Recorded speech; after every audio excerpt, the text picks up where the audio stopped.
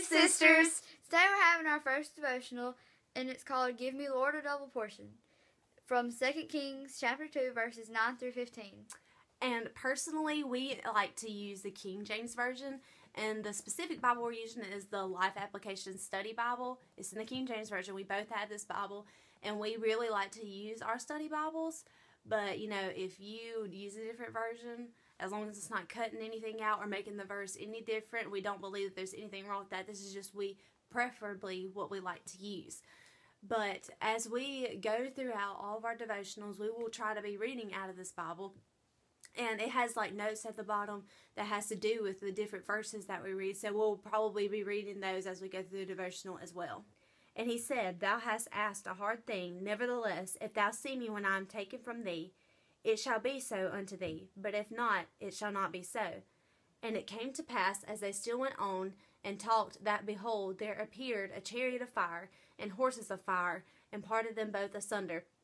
And Elijah went up by a whirlwind into heaven. And Elisha saw it, and he cried, my father, the chariot of Israel, and the horsemen thereof. And he saw him no more, and he took hold of his own clothes, and rent them in two pieces. He took up also the mantle of Elijah that fell from him, and went back, and stood by the bank of Jordan. And he took the mantle of Elijah that fell from him, and smote the waters, and said, Where is the Lord God of Elijah? And when he also had smitten the waters, they parted hither and thither, and Elisha went over. And when the sons of the prophets, which were to view at Jericho, saw him, they said, The spirit of Elijah doth rest on Elisha. And they came to meet him, and bowed themselves to the ground before him. And in case you don't really know the story of Elijah and Elisha, this is how it goes. It starts in 2 Kings with Elijah calling down fire from heaven to destroy two groups of 50 men sent from King Ahaziah. Elijah went to the king and told him that he would die from sickness, and this prophecy was fulfilled. Then in 2 Kings 2, Elijah and Elisha crossed the Jordan River on dry land, and Elisha asked to be blessed with the double portion of Elijah's spirit. Elisha knew that Elijah wouldn't live much longer. Elijah was taken up to heaven by a chariot of fire. Elisha received the double portion of Elijah and performed many miracles in Israel because of this. When I was reading these verses, this is what I got out of the passage, and this is what I think God was trying to convey through His Word. And we all have grandparents, parents, or relatives, or other role models who have been godly people in our lives. They have made a big influence in my life. For example, my dad. I've seen God work through him, by his actions, the way he treats my family, the way he treats my mom and me, and the way that he leads our household. And, I love him, and I believe that God works through him. We all should pray and ask God to give a double portion, as stated in verse 9, or the same attitude, love, or godliness as they had. I want patience from my dad. That is one thing that I do not have. I don't have patience at all. Well, see, it's not even just really like family members, but also, church members. Yes.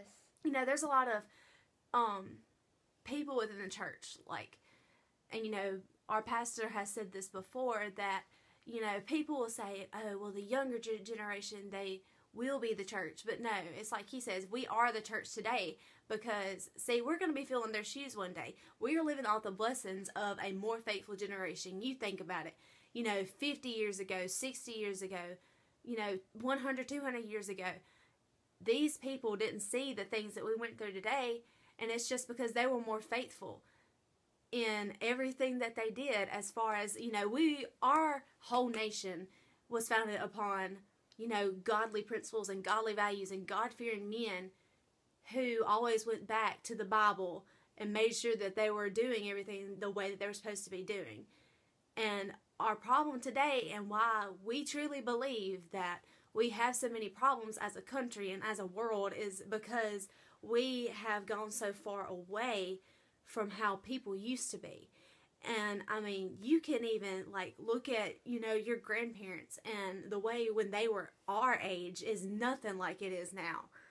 Everybody tries to justify their actions with one verse or one part of the Bible, knowing it's not right, but they're just trying to make it right in their own eyes. And you go back to the presidents and what our nation was founded on. They were sworn into office from the Bible. And even though that presidents still are, to me that seems like they don't really mean it. You know? Like, just because you put your hand on the Bible doesn't mean you really believe everything that's in it. Yes. I mean, I think that people, saying stuff about the Bible, they don't really comprehend. I mean, I know that I don't comprehend everything in the Bible, but... You're not going to. That's just how it is. I read the Bible and I try to understand it by faith and with God's guidance and everything. God places those people who encourage us and, everything in our lives for a reason. To lead us. Elijah led Elisha. He was an example for him, That person in our lives sets an example for us so we can be like them. Sometimes authority isn't right, but that's when we have to take our own path. I see what you're saying, because sometimes the people, even though they're in authority, it doesn't make them right. Yeah. Because, sometimes you need to stand up for what you believe and what you know is right, even if you're not the one who's actually in authority. You need those people in your life that can set an example for you. And, one day, those, we're all going to die. I mean, that's just the reality of it. No one is going to live forever on this earth.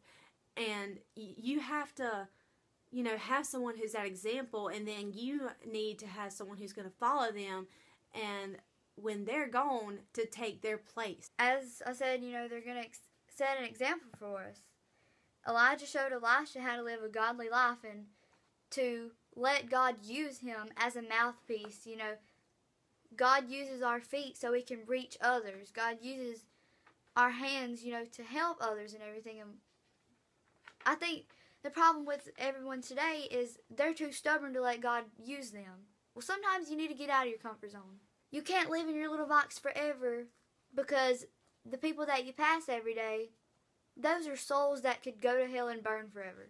Well, the thing is, that's our flesh fighting against our soul. But if you're saved, your soul wants to see others get saved. And that part of you wants to witness because it's filled with God. And, God wants you to witness. So that's what your soul wants if you're saved. But, every day your soul fights with your flesh. Just because you're saved doesn't mean that you don't sin. Because, I deal with sin every day. I fight my flesh every day. There are days that I just don't feel saved. Doesn't mean I'm not, because I know I am. But, salvation doesn't mean perfection. And Paul said, that he has to kill his flesh every morning. Like, every day he does.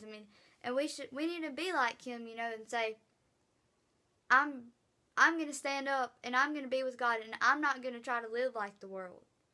I'm going to be different. It says be ye separate. I think that we need to find somebody that can be an example for us and that can teach us so we can be like them when we get older and they are gone, so we can let others fill our shoes. But I understand that, there's a lot of people who live in sinful homes, as in if you're still like a kid and you're living at home and you're saved, but your parents don't live godly lives. Yeah, it's hard. I understand, we understand that, you can be saved and not be shown how to live a godly life and not have that example in your life. But my advice to you would be, when you can get out of that house, you do it, or you find someone within the church to talk to and they will help you. Surrounding yourself with good, godly people, even though it may not be in your own home, that's what's going to get you through your Christian walk on this earth. Yeah. Get up and not be lazy and take their job. Because, you look at America today. The people that have already passed and gone on, the people that we have today in the world, they're lazy and they're just like, oh, somebody else is going to do it. Somebody else is going to do this. Well, maybe that person is saying the same thing about you. You need to be the bigger person and step up to the plate. Because you're thinking, okay, well, somebody else can do this. Maybe this is the plan that God has for you. Maybe that other person, you're like, okay, well, they can do it because I've seen them do it. Maybe God has another plan for them. What God's plan is for you isn't going to be the same plan he has for me or the same plan he has for Addison. that's just how it is. Yeah, I know some of this has been kind of scattered, and you know, we've been going from different points and kind of getting a little bit off of the exact topic of what we said was our subject. But pretty much what we're both trying to say is that, you need to find someone. It doesn't matter if it's one person, a group of people, your mom, your dad, grandma, grandpa, cousin, sister, brother, or a friend, whoever it is. You need to find somebody in your life that you can follow their example.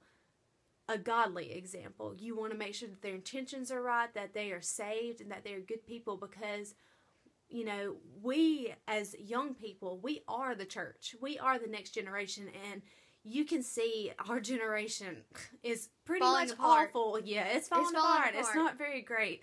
So we need to live up to the expectations that those people before us were always living up to. And that what those people had, those examples, what they expected them to do. We should set the same expectations for us and for others who are behind us.